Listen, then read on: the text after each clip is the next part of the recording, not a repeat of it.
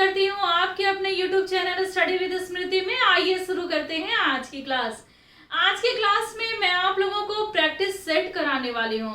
इस practice set की खास बात यह है कि इसमें मैं आप सभी को CNT एक्ट से संबंधित कुछ महत्वपूर्ण प्रश्नोत्तर कराऊंगी। ये बहुत ज्यादा हेल्पफुल हो जाएगा उन सारे स्टूडेंट के लिए जो JPSC की तैयारियों में लगे हैं।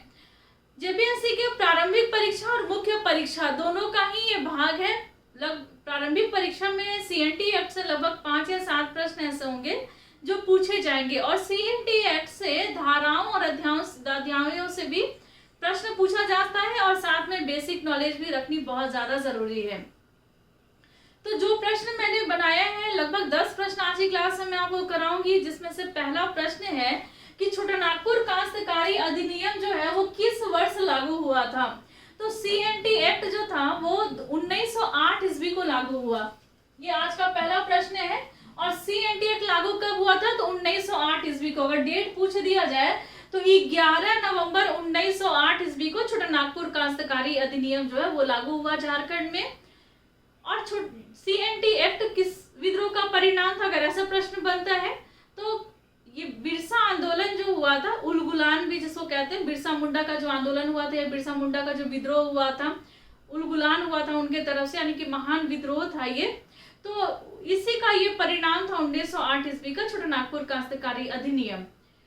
और क्यों, इसका उद्देश्य क्या था छोटानागपुर काश्तकारी अधिनियम बनाने का? तो जो भूमि थी कुछ मतलब जनजातियों की जो भूमि थी उस पर अवैध कब्जा हो रहा था, चाहे वो अंग्रेजों का हो या जमींदारों का हो या बिचौलियों का हो, साहूकारों का हो या बाहर से आए हुए लोगों का हो जिसको दीकू कहा जाता था।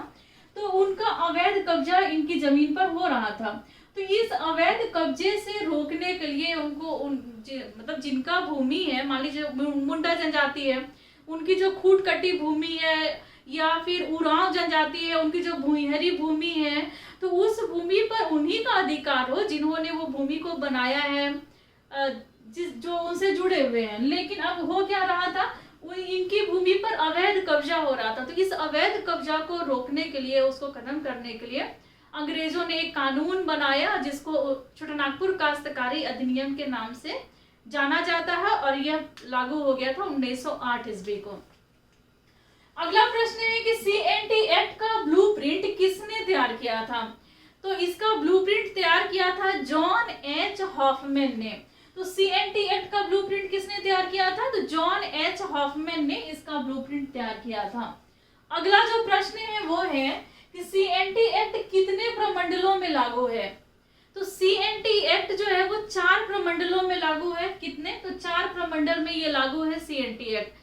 कौन कौन से ये प्रमंडल है? तो ये है उत्तरी छोटानागपुर, दक्षिणी छोटानागपुर, पलामू प्रमंडल और कोल्हान प्रमंडल। और लगभग 18 जिलों में CNT एक्ट जो है वो है लागू और 4 प्रमंडल में CNT एक्ट लागू है। तो इस तरीके से ये बेसिक नॉलेज है CNT एक्ट का। धारा और अध्याय से प्रश्न आगे हम लोग जानेंगे। अगला जो प्रश्न है कि CNT एक्ट में कुल कितने संशोधन अब तक हो चुके हैं? तो जिस समय लागू हुआ CNT एक्ट उसके बाद से बीच बीच में उसमें कई संशोधन किए गए, समय के हिसाब से, आवश्यकता के हिसाब से।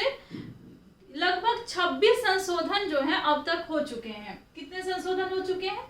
तो लगभग 26 संशोधन हो चुके हैं। और जो 26वां संशोधन हुआ वो हुआ था 2016 ईस्वी में, ये लास्ट संशोधन था। तो इस संशोधन के आधार पे हुआ, किस किस धारा में परिवर्तन लाया गया था, किस किस धाराओं में संशोधन किया गया था? तो ये था धारा 21, धारा 49 का 1 और 2, इसमें संशोधन किया गया था। और साथ में धारा 71 के 5 में संशोधन किया गया था। तो इस तरीके से 3 धाराओं में संशोधन किया गया था, धारा 21, धारा 49 और धारा 71। और ये संशोधन हुआ था 2016 ईस्वी में। काफी विवादित ये संशोधन रहा।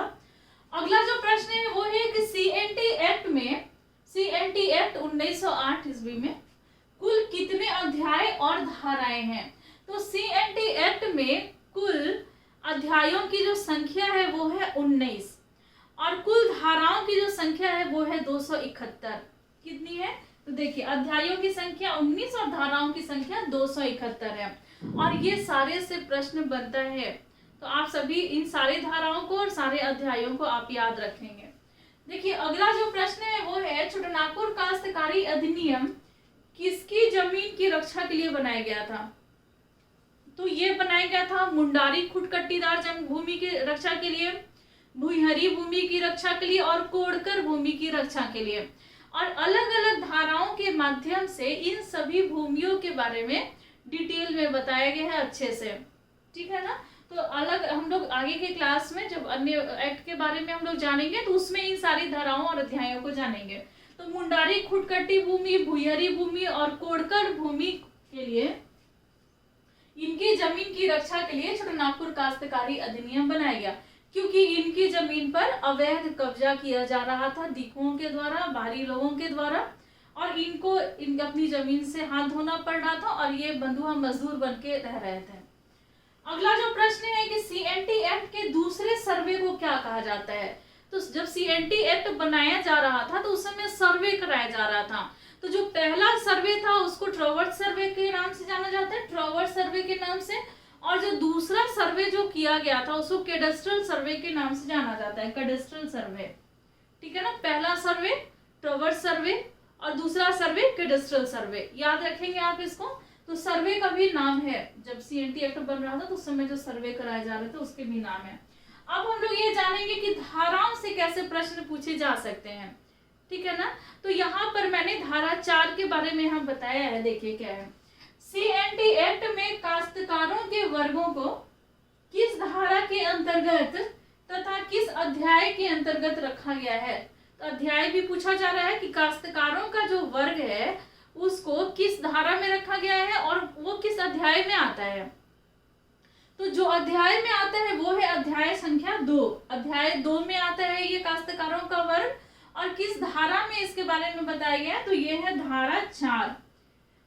धारा 4 में ये बताया गया है कि काश्तकारों के 4 वर्ग हैं। कौन कौन से हैं तो वो हम लोग जानेंगे। तो एक तो है भूधारक, दूसरा है रैयत, तीसरा है दर रैयत और चौथा है मुंडारी खुटकट्टीदार। लेकिन हम लोग जान ले कि काश्तकार कौन होते हैं। तो वैसे रैयत को काश्तकार कहते हैं जो किसी व्यक्ति के अधीन भूमि को धारण किए हों और वो जो है उनको लगान देते हों। एक ऐसा रैयत जो किसी व्यक्ति के अधीन भूमि को धारण किए हों और उस व्यक्ति को वो लगान देते हों, तो वैसे व्यक्ति को क्या कहेंगे? जिन्होंने भूमि को धारण किया है किसी के अधीन, तो जिन्होंने धारण किया है उसको क्या कहेंगे? काश्तकार कहेंगे। और ये काश्तकार के 4 वर्ग हैं, 4 प्रकार के काश्तकार होते हैं। कौन कौन से? तो पहला जो है वो है भूधारक। भूधारक जो होते हैं वो भूस्वामी को कहते हैं। दूसरा जो है वो है रैयत। रैयत जो है वो खेती करते हैं या फिर कराते हैं, किसी से करवाते हैं खेती, नहीं तो खुद ही खेती करते हैं, तो उसको क्या कहेंगे? रैयत कहेंगे। दर रैयत किसे कहते हैं? तो जो रैयत होता है उसके अधीन जो काश्तकार होते हैं उसको दर रैयत कहते हैं। फिर लास्ट में है मुंडारी खुटकट्टीदार। जो काश्तकार का जो वर्ग है, चौथा वर्ग, उसको मुंडारी खुटकट्टीदार कहते हैं। तो ये मुंडारी खुटकट्टीदार कौन होता है? तो देखिए मुंडा जनजाति जो है, जब वो उनका आगमन हुआ झारखंड के क्षेत्र में, तो उन्होंने क्या किया कि जंगल को काट करके कृषि योग्य भूमि बनाया जहां पर वो खेती कर सकते थे। तो जो कृषि योग्य उन्होंने भूमि बनाया, वहीं के आसपास उन्होंने गांव भी बसाया और इसी भूमि पर वो सामूहिक रूप से कृषि खेती किया करते थे। तो इस पर उनका अधिकार था और उनकी जो भूमि थी उसको मुंडारी खुटकट्टीदार के नाम से जाना गया। वैसे मतलब वो मुंडा जो जिनको खुटकट्टी का अधिकार प्राप्त है, खुटकट्टी भूमि का, उसको उस पे जोत करने का उनको अधिकार प्राप्त है, उससे वो खेती किसानी कर सकते हैं। तो ये हो गया मुंडारी खुटकट्टीदार। तो 4 प्रकार के वर्ग बताए गए हैं धारा 4 में। लेकिन उसके बाद जो धाराएं जो आती है 5, 6, 7, उसमें इन सारे वर्गों को अलग अलग उसके परिभाषाएं दी गई हैं। अब देखिए क्या है। अब प्रश्न संख्या 9 में क्या दिया हुआ है? क्वेश्चन क्या है कि सीएनटी एक्ट के किस धारा के अंतर्गत रैयतों के द्वारा अपने अधिकारों के अंतरण पर प्रतिबंध लगाया गया है। तो कौन सी ऐसी धारा है CNT एक्ट की जिसमें रैयतों के द्वारा अधिकारों का अंतरण, रैयत का जो अधिकार है भूमि से संबंधित उसका अंतरण पर, यानी कि वो किसी और को ना वो अधिकार दें, तो उस पर प्रतिबंध लगाया गया है। तो ऐसा किस में धारा में है? तो धारा 46। धारा 46 में ये कहा गया है। और ये किस अध्याय में आता है? तो अध्याय संख्या 8 में आता है।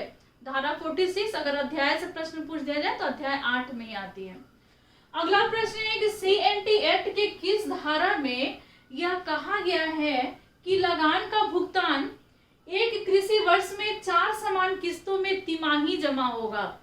यानी कि देखिए क्या है, लगान किस तरीके से जमा किया जाएगा, उसके किस्त के बारे में, किस्त इंस्टॉलमेंट के बारे में किस धारा में कहा गया है? तो ऐसा धारा 52 में कहा गया है, धारा 52 में।